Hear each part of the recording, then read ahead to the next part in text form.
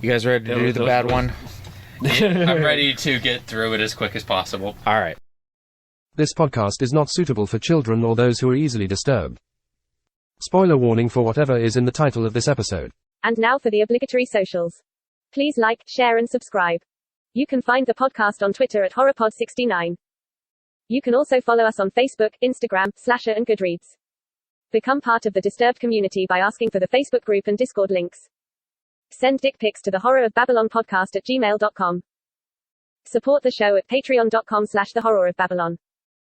In closing, you can let your friends know that the Horror of Babylon is available on YouTube, Apple Podcasts, Spotify, Audible and all other major podcast apps.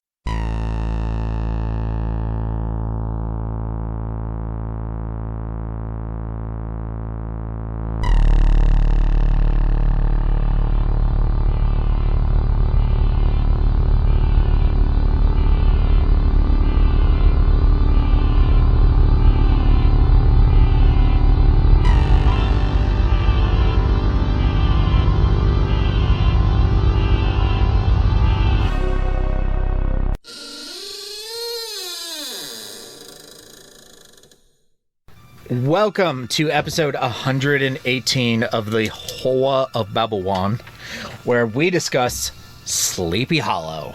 I am Ryan. With me, as always, is my partner in mutually assured destruction, Daniel. Hi. And Hef's here, too.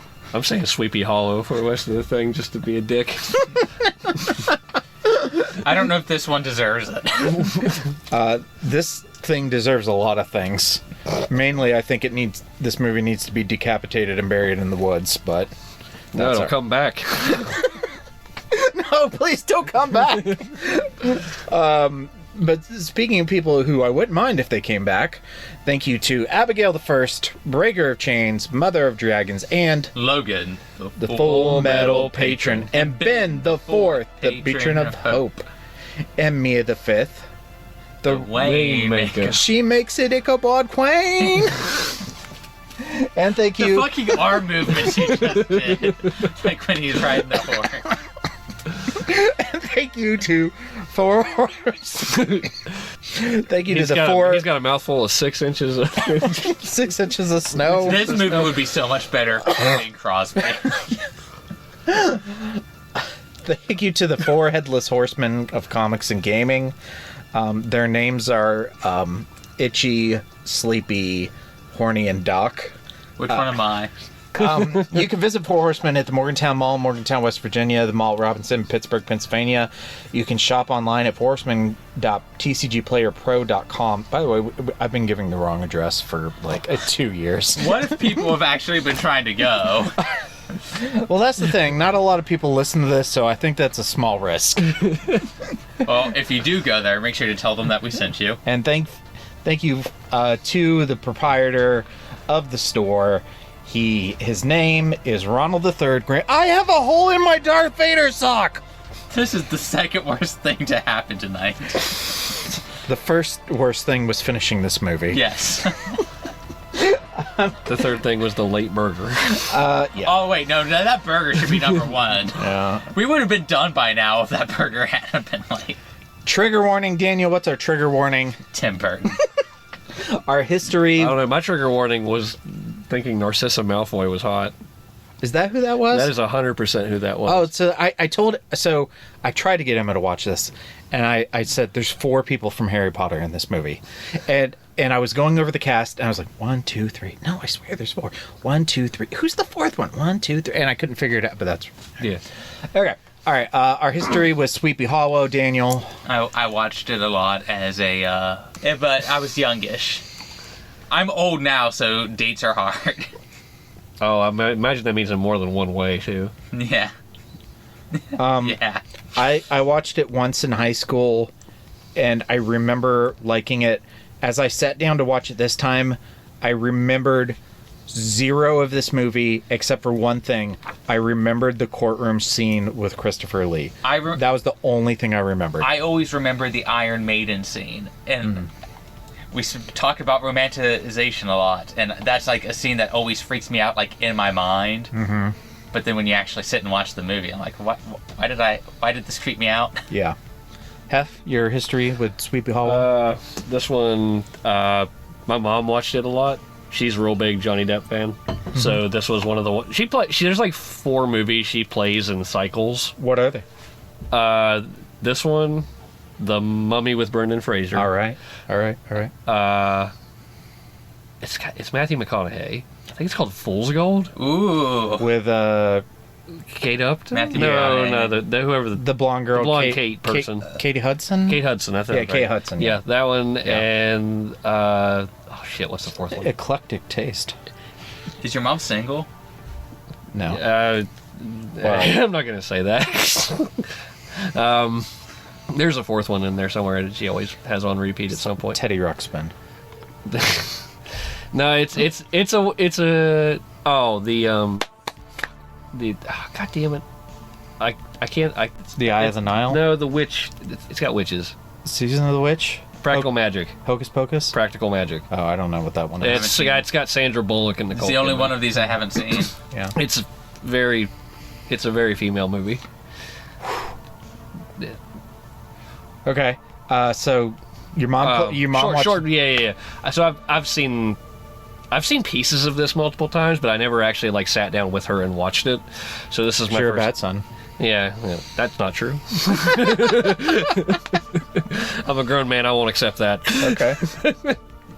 I've watched The Mummy with her several times. This one just never really interested me. It was like one of the ones that she watches frequently that I just didn't really have an interest in. Yeah. You saw it was a Tim Burton movie and you were like, out. That is actually 100% what the reason was.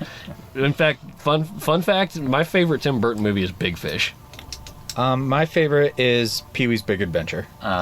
Batman. Generally, Tim Burton is not one of my favorites. So Same. And this is kind of like in the long lines of like, I feel like going in, it's just a tropey kind of like it's a tropey kind of thought for me to just be like, this movie's got to be crap. It kind of is. Yeah, I mean, I've never said that. I'm sorry. I'm not trying to make people feel bad. If you like this movie does have a lot of things going for it, but I think it's I also... think it would have been a lot more fun to watch intoxicated. Yeah. I think there's parts of this movie, like, I didn't overall dislike this movie. I think there's just a lot you can easily make fun of. Yes, I agree with that.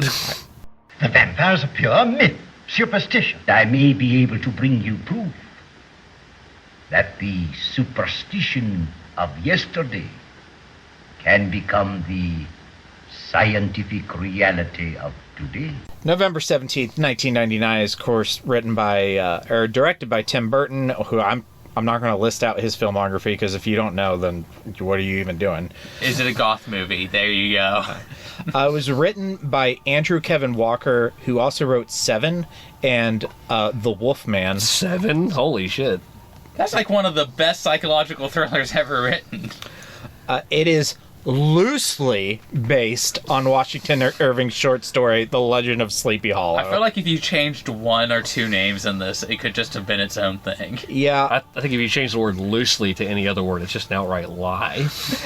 Development for this movie began at 1993 in Paramount Pictures. Kevin Yeager was originally set to direct Andrew Kevin Walker's script as a low-budget slasher movie. Was that the Beast Titan? Yeah, it was.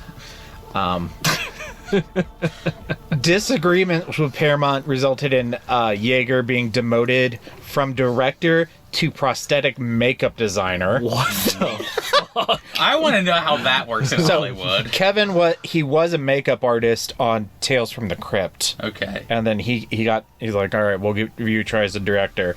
And then they're like, nope, let's get this Tim Burton guy in here. Yeah, he made Batman and has been coasting on it since. Yeah.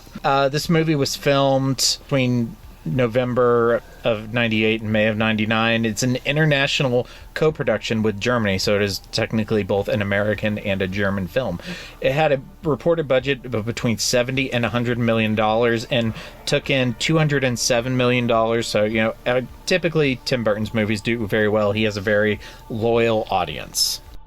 And that's that. Another story in the classic, infallible 3-act structure. Good enough for Aristotle, good enough for The Simpsons. Mr. Sislak, I have a feeling there's going to be one more act to this story. Well, I'm not hanging around for that.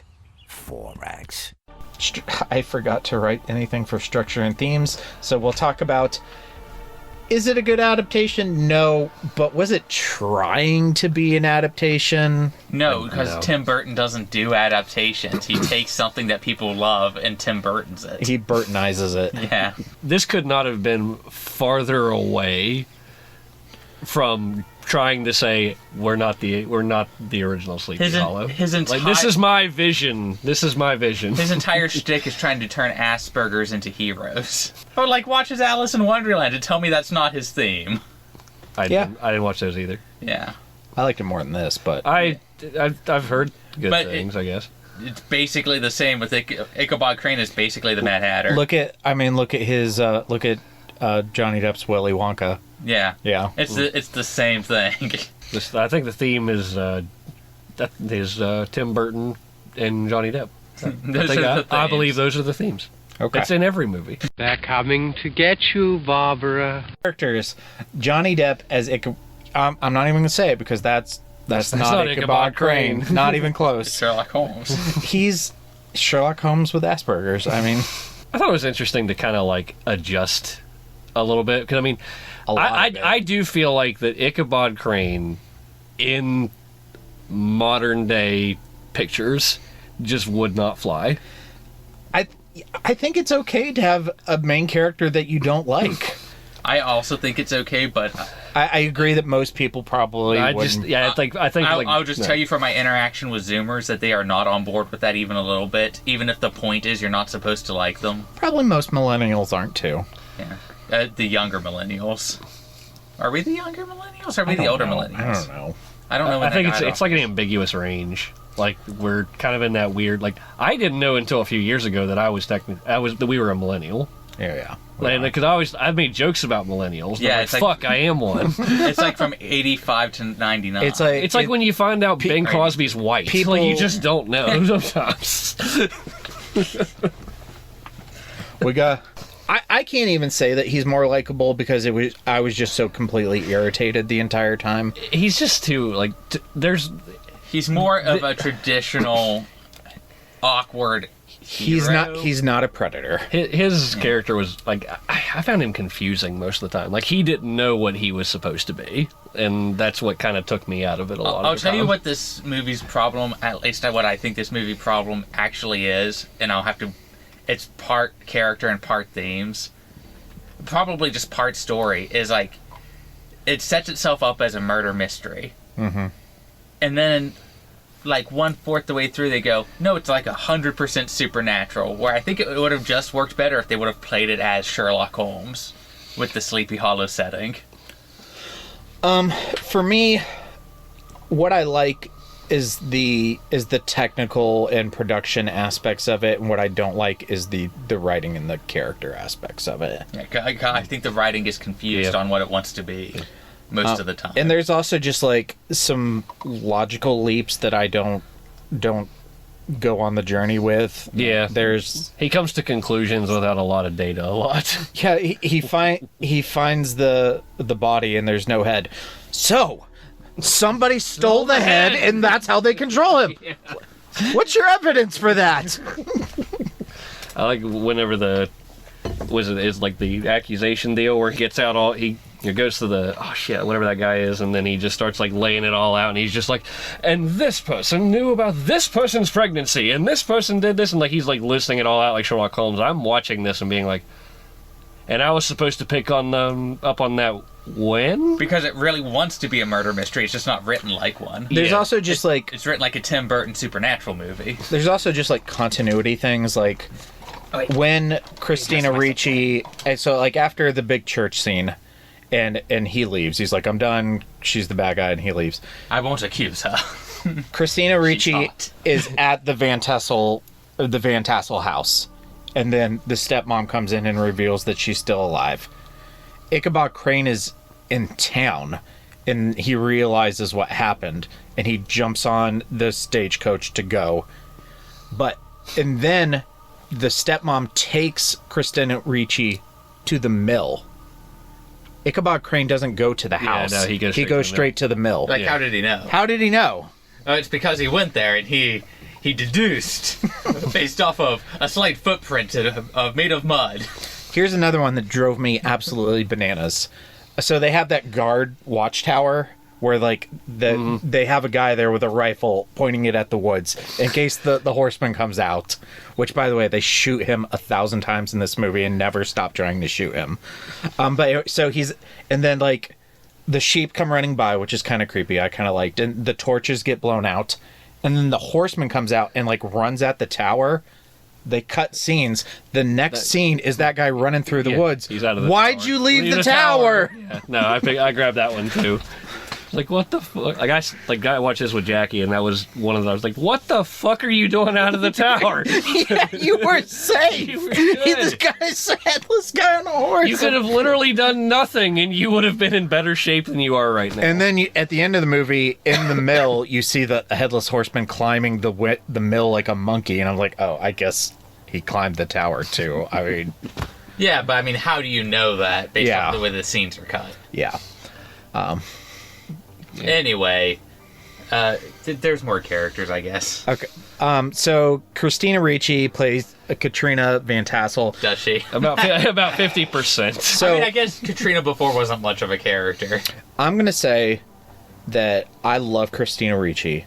I pulled a Daniel and I came dressed for this episode. Yeah. Because one of my biggest crushes as a kid was Christina Ricci as Wednesday Addams.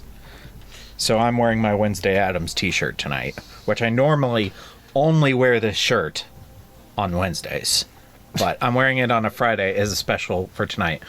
But as much as I love Christina Ricci, this is not her strongest performance. I would actually say that I found the performance to be pretty bad on this watch. And I want to just blame it on the writing. I want to blame it on writing and directing, because I've seen how Tim Burton directs. Yeah, and I know she's much more talented than this movie is. And overall, like, I don't really have too much of a problem with the acting overall in this movie. There's, like, a lot of good performances. Overall, the cast in this movie is, like, kind of a stat. Yeah, it's huge. It's an all-star cast. Yeah. And the movie's I actually think pretty. I actually think she's, of all the major actors in this, like, she's kind of the one I had the biggest problem with. I think she just kind of feels like she doesn't want to be there. She's just there, yeah. She's like, I'm getting a paycheck. At least, yeah, like the other ones. Have you seen what Tim Burton pays? I'll give this movie one award, and that's the I didn't have Helena Bottom Carter in this movie award. This is before they were together. Yeah, it still wins. Yeah. Miranda Richardson, you know her better as Narcissa Malfoy. She plays Lady Mary Van Tassel and the unnamed sister, the witch in the woods. Yeah, the witch in the woods. This was a twist we set up perfectly. Is it? Like I said, I didn't remember any of this movie. But I was like, it's the mom or the dad, and it's probably the mom. Didn't think about it that far ahead. I was like, nah, this movie seems very... I was at the point where I was actually thinking it was Katrina. I was like, how much of this movie did I forget? That's what I wanted. Like, I wanted it to be Katrina, and that's like, she's like playing it mellow, like all the way up through the movie, and then it turns out she's just like a total Wiccan. I just want to get my father's inheritance. It's that simple. Yeah, that's what I wanted. That would have been such a less convoluted. Yeah. I don't know, but. Yeah. I guess I'm not a paid professional Hollywood writer, so. I couldn't get over how, like again, I remember this woman from the Harry Potters, and Narcissa Malfoy is, like, not real exposed as a person, or as a character in it all. Even in the book, well, in the book she's not, but so, like, it's just she's one of those side characters that are there. And it was just so weird to see her in this movie, knowing who she was, and I'm just like, damn, she's like, because I think she's a legitimately good actress. She has, like, her one, like, big scene, or two big scenes for me in Harry Potter are both in the last movie, and it's the one where she has to check and see if if he's dead. Yeah, he's like, where's Draco? Yeah, where's Draco? And then the other one is where she runs to Draco at the end, at the scene in the courtyard. Yeah, I didn't IMDb her afterwards, but I feel like I should see her in more stuff. Like, I think she, like, with the role she was given, I thought she seemed sinister. I liked it. Yeah, I don't want to say she's bad. It's just the script. The direction is just weird most of the time. All right, continuing the Harry Potter discussion. Seeing Michael Gambon without a beard just freaks me the fuck out. It is so weird. It is horrendous to look at. I did not know that was him until the end of the movie because I saw his name. You can hear it in the voice. Like he talks the exact same way he talks as Dumbledore. I was on autopilot for a lot of this movie. I didn't realize this guy was Dumbledore. Yeah, he's Dumbledore. Okay, so he's a Harry Potter's too. Yeah, and obviously Johnny Depp is a Harry Potter's, and then Johnny Depp was in Harry Potter. Fantastic Beasts. Okay. And Richard Griffiths is he was the magistrate. He's Uncle Vernon. Okay. So there's a lot of Harry Potters in this movie. Potterheads. Michael Gambon was good. I mean, his death was very cool, actually. Yeah. Actually, that was probably my favorite death. Yeah. I'm still confused as to how the Headless Horseman works because he seems to be able to see very well. Yeah, he uses his chi. Okay. Like, when other people portray a Headless Horseman, I usually see, like, a head on the side, or, like, they have a pumpkin up there or something. In the short story and in the cartoon, he just rides a horse down a straight road and chases somebody. Yeah. So there's not a whole lot of, like, logical leaps you have to take. But when I'm sitting there actually watching him, like, lightsaber duel... Yeah. That was the thing I got about this movie. Like, there were just so many points where I'm just like, why is there choreography going on here in this, like, Tim Burton horror movie? Well, well, let's table that because there's more to say. So let's wait till we get to the Horseman. Casper Van Dien plays Brom Bones. But does he? No. Was Brom Bones in this movie? No. I mean, I like Casper Van Dien, though. I'm He has niche film roles. Very, very niche. Like, if you're big into the Starship Troopers franchise, like, he's real big in those. I mean, I know he's the main guy. Yeah, he's... I've only seen the first one, and I've only seen it one time. I did like it. Yeah. But, like, and I know, like, Brom Bones is not exactly the most important fictional character to me. Yeah. But I feel like he's kind of important to this story, and he's not in this movie. He's, in this movie, I think, is the kind of nod to what I think Tim Burton imagines the ending to be, where you were talking earlier, where it's just like, you think it was, you know, the theory being maybe Brom Bones, you know, was the one who chased down Ichabod. The movie makes a direct call out to that theory because of that, where he chases this Ichabod. Yeah, they pull a prank on him. And they pull a prank on him. Yeah, and he throws the pumpkin at him. Yeah. So I mean, that was like that to me was like a direct reference to this is what happened. Yeah. Yeah, it could have been. Yeah, for sure. And then the Horseman, who is played by Christopher Walken when he has a head, and played by Ray Park, a.k.a. Darth fucking Maul, when he doesn't have a head. It has Harry Potter's and has a Star Wars. It has 2 Star Wars. Has 2 Star Wars? The fucking Emperor is in this movie. Is he? He's the Doctor. Oh. Ian McDermott. Okay, I learned something today. That's why choreography comes in. But that's what I'm saying. Like, Ray Park is like one of the like best known like physical actors. He's a very accomplished martial artist. Yeah, and a very nice guy. I've actually met him. I have a picture with him and me and Emma. Everybody always says that he's like one of the like best, most chill Star Wars people. Yeah, he was super sweet. I loved meeting him. But like that's the thing is like the Horseman is just way overused. I really want to get him to sign my DVD copy of this now. I want to be the one dude to bring this to him instead of a lightsaber. He's at Steel City Con in Pittsburgh like all the time. That's where I met him. All right, that's where we're going next. The Horseman is in like every other scene, and it's just way too much. And they use him like the things he does are so elaborate. Yeah, it's like he's very overpowered. And then Christopher Walken. I know this is a me issue. I know once upon a time, Christopher Walken was a dramatic actor. But Christopher Walken. But that time has passed. And I cannot take Christopher Walken serious in any role. And this has ruined countless movies for me. But every time like I see him, I'm still just picturing like him under that sheet on that stretcher getting a boner in Joe Dirt. And he makes it. He goes like, I like to think that scene was improvised. I always remember him from, like, it's the dumbest thing to remember him for. And it's a movie with The Rock in it called The Rundown. Yeah. That's what I always, like, remember him as the most. And he's, like, the over-the-top villain in that movie. He's not, like, I mean, he was on Saturday Night Live. Like, he doesn't have the most hosting. Like, he's in the running for, like, most hosting. It's the cowbell thing. And then he's in so many Adam Sandler movies. More cowbell.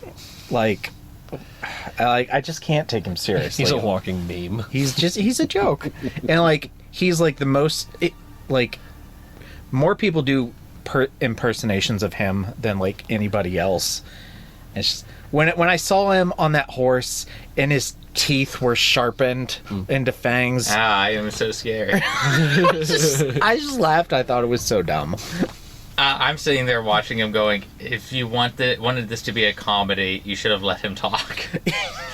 I'm a horse. I can't do it, but that sounded pretty good to me. I'm a horseman. Yeah, that's what his voice sounds like. It's just like, I play Warhammer 40K. Yeah. The Four Horsemen. Does he play Warhammer? I don't know. Oh, okay. Probably not. They're for sex! I shoved them in my urethra. Have you seen that video? I don't think so. We'll watch it real quick when we're done. How do you feel about Christopher Walken as the Horseman? I didn't like it. You didn't I didn't like the Horseman as a rule. Like, I thought it was way too overpowered. It was, like, just a part of this supposed plot twist that really wasn't a plot twist. And I feel like this is a movie you get when you try to add too much. Yeah, like, I just... Like, the fact that there's a haunted horseman should be enough of a story for you. Yeah.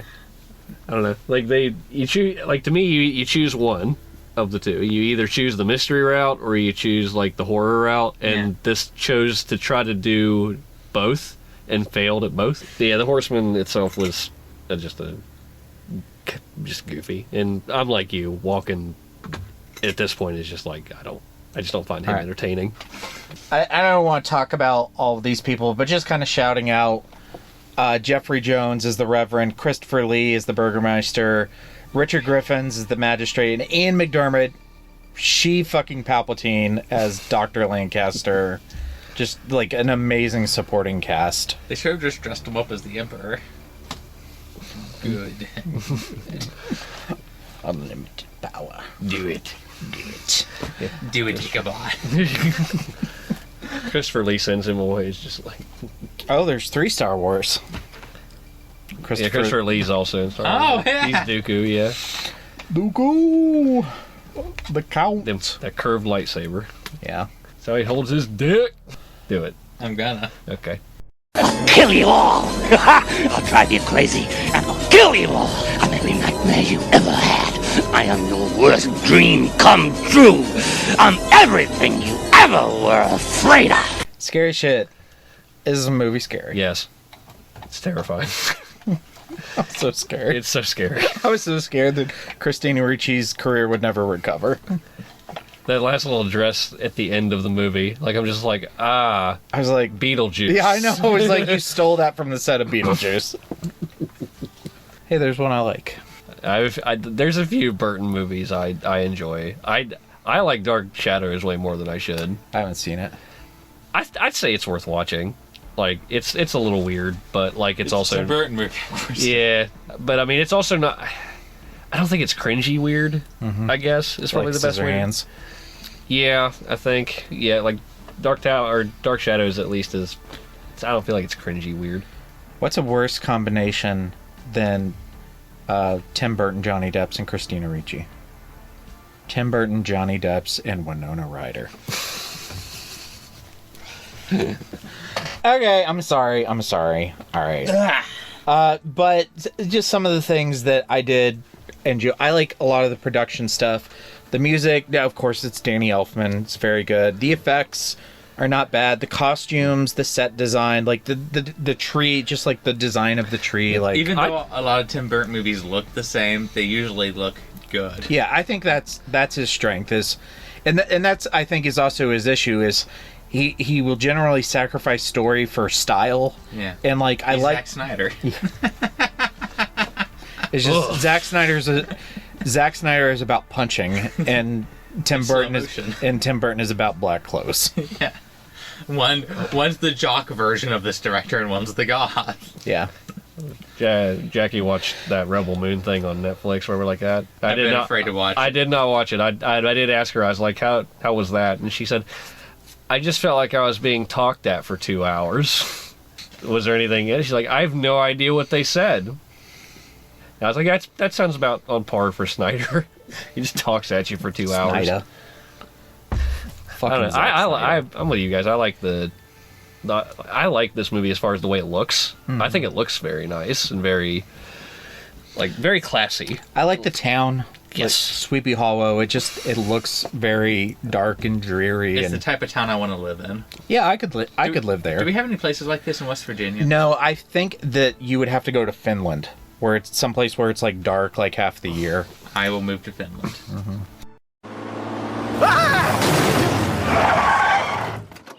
Oh my God! Are you Stephen King? No, I'm Dean Koontz. Oh.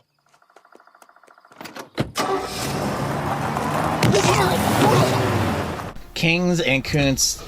What is your king for Sleepy Hollow?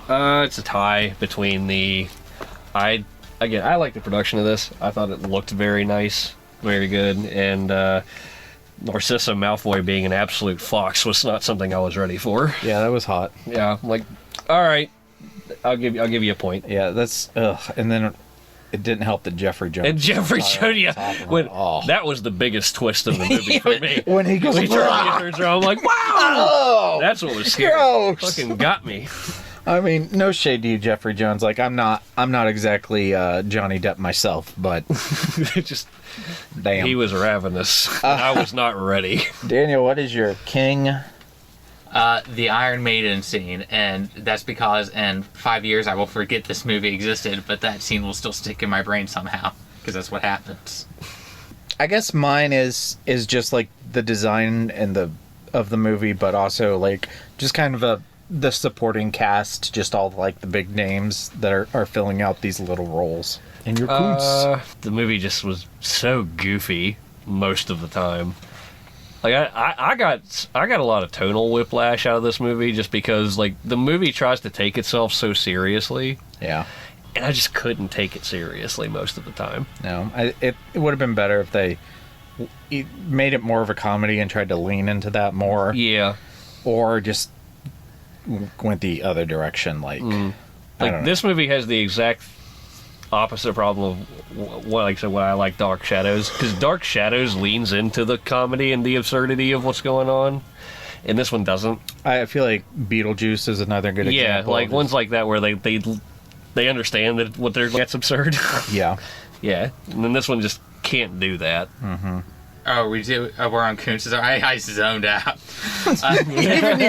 Even your guys' discussion of this movie is so boring. I glazed it. I just want to shit from my overabundance of protein. I was so upset about this movie. God, I wish I had an overabundance of protein if I would have gotten a hamburger tonight. That's okay. Be careful, because that's how you get. That's how you get 6 inches of snow, my guy. I guess that's what my Koontz has to be. Is I just kept glazing over. Like, I got so bored at so many parts of this movie, and it's so stylistic that you'd think that you'd at least be visually entertained. Mm-hmm. But most of the time, I was just like, "Wait, whose baby was that?" I had to rewind this movie like 10 It's the guy who gets killed in the first scene. That guy is so important to the story, but you're like constantly forgetting who he is because he's dead. He has no impact. The other big family in Sleepy Hollow, the Van Garretts. Like, who are the Van Garretts? And it's like, oh, it's the guy who got killed in the first scene. And he was killed with his son. He was making his son drive the Hiya! Happy Easter! Stagecoach? Like, what kind of rich family in, old-timey New York is this? Also, the kid whose dad died and then he became like Watson. Yeah. He didn't seem all that upset that his dad died. like Johnny Depp sees him at the funeral and he's like, "Oh, Mr. Mayberry, the younger Mr. Mayberry." "No, sir, it's only one Mr. Mayberry now." I'm on a path to avenge my father. Will you be my Batman? Also, they're all supposed to be Dutch, but they also have British accents. Well, to Americans, all old-timey speaking is English accents. I'm not wrong. I didn't say anything. You're not wrong, yeah. I really was triggered by all the flashback scenes with his mom. Like, they were all just like... So erotic. They were just so unnecessary. It's like, you're not explaining what's happening here at all. And it's just distracting. I know you need to know how this little twisty thing works and how that will let him solve the mystery. He still could have had that. He could have just said, my mom gave this to me, and it's an illusion. He could have had that scene in the burned out house without all the flashbacks. What killed me was the straight down shot of whenever she's spinning around, and it's just her breasts. So, like, that's all you're looking at. It never explains what happens. Like, was she a witch? Was, like, what? Why'd she get thrown in that Iron Maiden? She was, he mentions it. His father was overly religious, and she liked tarot cards. Yeah. I don't think it says that explicitly. was basically the explanation, is she was because he finds her in the fucking... Iron Maiden. So that's like, well, that was like her punishment, and that's how he gets those little things in his hands. Yeah, I got that, but why? Because like, his father was overly religious, and she was alternative. Yeah. I didn't even get that dude was his father. Yeah. I just thought he was a guy. No. Because he explicitly says, my mother was like a such and such, like some sort of old worldly person, and my father was this overly religious person. I was probably zoning out at that point. Fun fact. I had to rewind like 10 times. I rewound this movie 0 times. Two fun facts real quick about this movie. One, the what's-her-face broke a camera with an arrow. No, the woman that you're all talking about in that scene, that was Burton's, I guess, girlfriend before Bonham Carter. So that's like, there it is. You had to put her in it. She died. Yeah, she got caught in an Iron Maiden. That's how he broke up with her. Yeah. Second, and this was actually, I lied. My king about this movie was actually this story. So the horse that Johnny Depp rides in this movie, Gunpowder, right? That horse, if you look, only has one eye. Mm-hmm. And I guess after production, it became a thing where that horse was going to go to slaughter because it was considered disabled and was only needed for that movie. Johnny Depp bought that horse just so that he could house it and it wouldn't go to slaughter. Good on you, Johnny Depp. Yeah, that's my king. I heard that. Yeah, he saved the horse. All I heard was Johnny Depp deprived me of glue. You heard that? We're gonna have to put an Amber Alert out on that joke.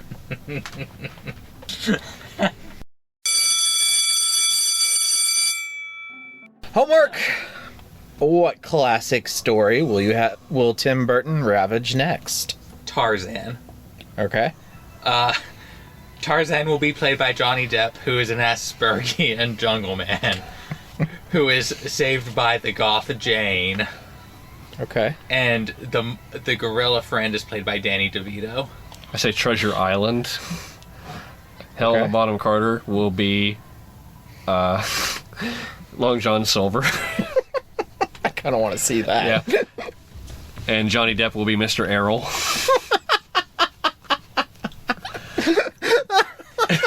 Have the men not been flossing? And every other character in the movie is a Muppet. It's not safe. The lifeboats are not safe, Mr. Errol. Cast me aside, Mr. Silver. Sam the fucking Eagle. That's the Treasure Island from Tim Burton I want. So I go to Tim Burton's office and I say, Tim, you've ruined basically every classic story except one group. There's this book that has so many countless classic stories that people hold more important than their own lives, the lives of their children, the lives of their family. Are you gonna make the him best-selling book of all time. Why have you not adapted the Bible? And Johnny Depp plays Jesus Christ. No, he plays all of them. Oh, Moses. Abraham. Well, see, but he's going to make it about a goth high school where people don't dance. And the principal won't let them have their Halloween dance. And Johnny Depp is the key scene. He's going to march into the principal's office and he'll say, "Let my hipsters go!" I can see the trailer for this in my head, where it's like some goth kids like, all we want to do is express ourselves. The only person not played by Johnny Depp will be Samson, and it will be played by Helena Bonham Carter. I won't let you cut my hair. And they're gonna get a CG Christopher Lee to make a cameo. Yeah, that's what AI is for. And he's now. the burning bush. That would be awesome. Christopher Lee would be an awesome burning bush. And I am the voice of God. Yes, you are. Oh, yeah. And it's just a woman's bush, and she has VD. She's got crabs like going around. Yeah, because it's a burning bush. Also played by Helena Bonham Carter. No, but actually, it's played by Emma Watson posing as Helen Bonham Carter while trying to act like Hermione Granger. That's some next level Inception. Yeah, I think I screwed that up, but you get the idea. He wants some next level incest. Wincest. No, it's going to be Emma Watson playing Hermione Granger posing as Helen Bonham Carter. Okay. That was too long a walk. I feel like it's a really specific reference. Yeah, it is. It's when they break into Gringotts. Okay, all right. Yeah. That was too long a walk. You should have ridden Gunpowder to get there. You would have made it to the bridge way faster. But that's okay because we're moving on to further reading. If you like this, you will probably like a lot of the other movies that Tim Burton has made. No argument here. Except for Pee-wee's Big Adventure because that anything is from like 90s to early 2000s. By all means, have a ball. Yeah. Upcoming on the Horror of Babylon, our next book episode is this Sunday, March 24th. We are jumping into the world of nonfiction with No Beast So Fierce, which is the nonfiction story of a killer tiger. Why? Because we wanted to. Fuck you. And then the next week, Sunday the 31st, we're watching the Val Kilmer movie about killer lions, The Ghost in the Darkness. Why? Because Hef wanted to. Fuck you. I'm super excited to hear what you all think of this movie. I love The Ghost in the Darkness. I've never seen it. I love the story it's based on more. Oh, 100%. Yeah. Yeah. Just like The Legend of Sleepy Hollow. This was the movie. That was it. That was the fourth movie that my mom had on repeat. It wasn't an extremely goofy movie? No, it was The Ghost in the Darkness. Next homework. What is the fourth movie that Hef's mom has on repeat? You don't want me to answer that. Yeah, I do. All right, and then our next two bonus episodes on March 21st, Daniel's finally getting me to watch Prey. Yay! Eat, Pray, Love. Oh!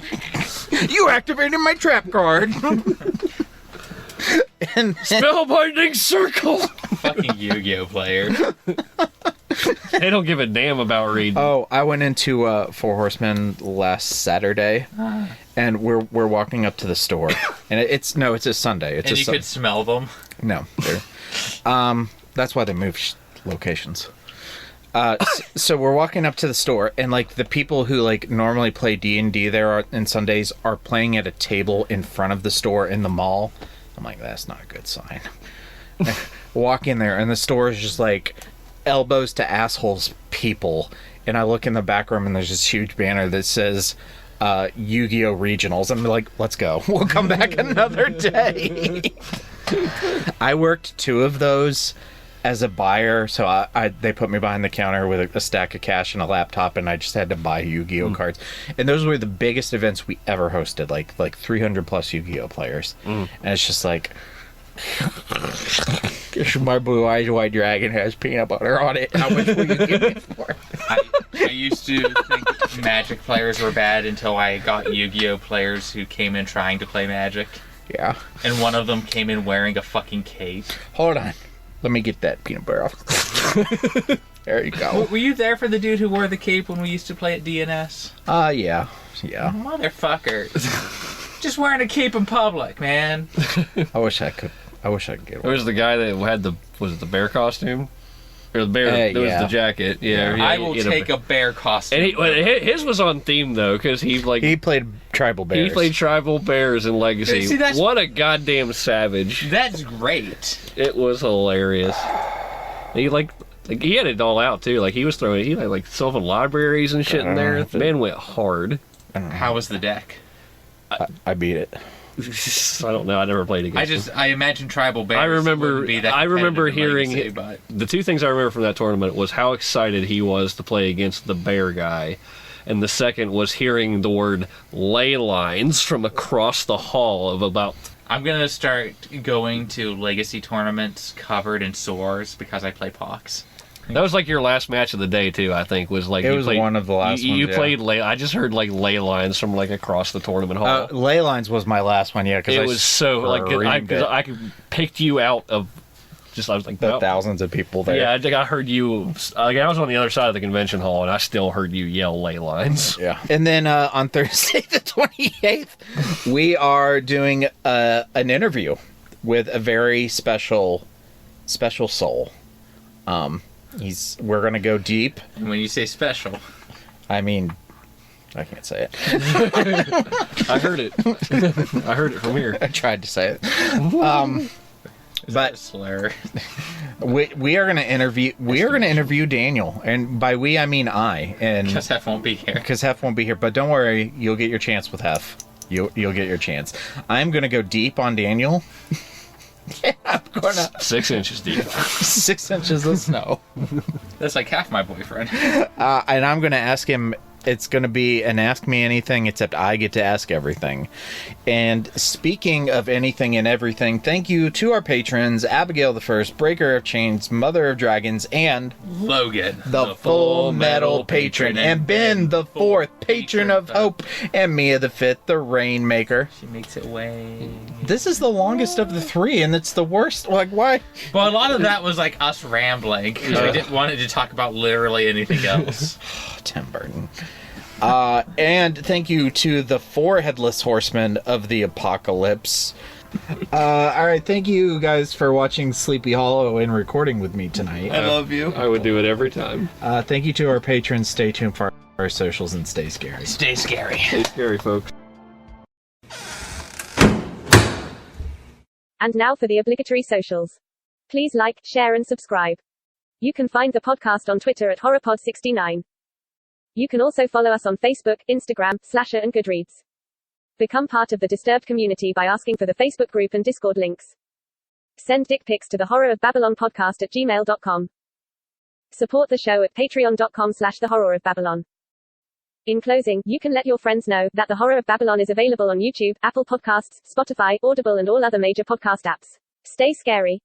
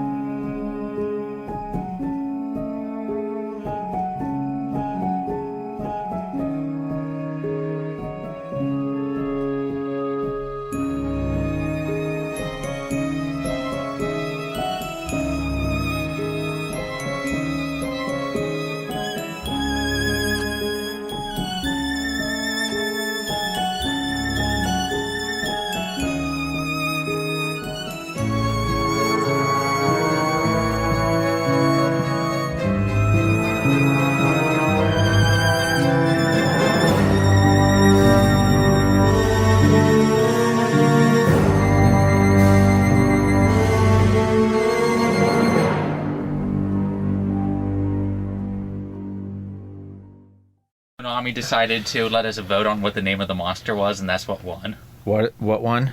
Soccer Head. So in other countries, is she football head? Yeah. Yeah. Soccer. Oh. Yeah. Okay. All right.